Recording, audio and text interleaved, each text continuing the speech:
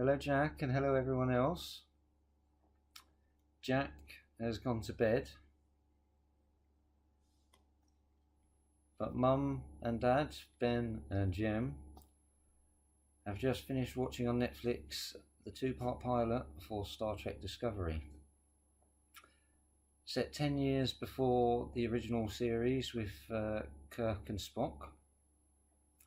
This one follows the adventures of the USS Discovery, while a Cold War brews between the United Federation of Planets and the Klingons. So, what do we think? What do we think?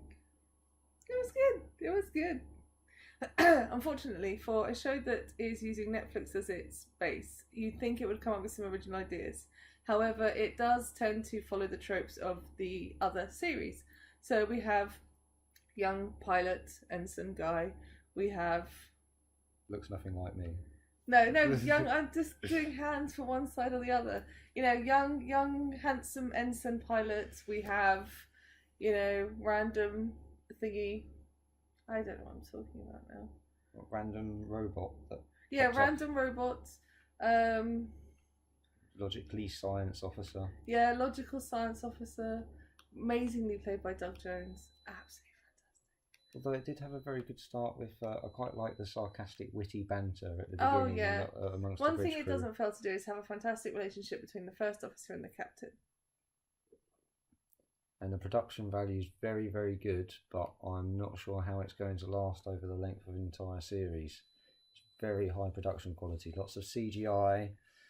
The sets are fantastic. I was worried that they were going to be more futuristic than in the timeline the later years with Voyager and Enterprise. But actually, they have stylized them similar to Abrams films, where they're stylistically in the past compared to Voyager and Enterprise, the later series. And thankfully for us, the director doesn't have a penchant for lens flare. Oh, sorry. Yeah, he doesn't have a hard on for the lens flare. Yes, like Abrams and his hard on for lens flare. What else? For a series called Star Trek Discovery, we actually haven't met the Discovery yet. First two episodes, the Discovery hasn't even entered into play yet. I think this was more of a, I don't know whether they used it as the pilot test to get the series greenlit, but it is more of a prologue kind of thing. Is it prologue or epilogue? Prologue. But from what we see on IMDb, it looks like Doug Jones, I don't know what her name is, the lead actress. Everyone else except for Michelle Yeoh are returning characters, so it's more than likely we will see them on the Discovery. However, Michelle Yeoh. Although, yeah, the way they've ended this two-parter, you are left asking for we've just been introduced to all these cast and crew, and we're not sure if we're even going to see them again. Mm-hmm. But yeah, if the main cast lists on IMDb, then fingers crossed they will reappear. Mm-hmm. Highlights. Doug Jones is amazing. It's fantastic to finally see him in a role where he actually plays a person as opposed to a character. And by that I mean he has lines, he has a personality. Doug Jones is commonly known as just the plastic man of film. You can fit him into any prosthetic suit and he'll play any character, such as Abe Sapien or Pan in Pan's Labyrinth. However, in this, he has a backstory, he has a character, and it's fantastic to see him finally coming into the limelight. Yeah, I mean, I've enjoyed it. It's very good. There are some rather predictable bits. I mean, they don't wear red shirts, but they might as well do. The Klingons, I'm a bit iffy on. They look like orcs. They sound like orcs. They could do with some toupees or something. Mm-hmm. And the Klingon sounds a bit iffy to me as well. It doesn't sound like the Klingon we've heard in the other series. And unfortunately, some of the Klingon scenes went on just a tad too long.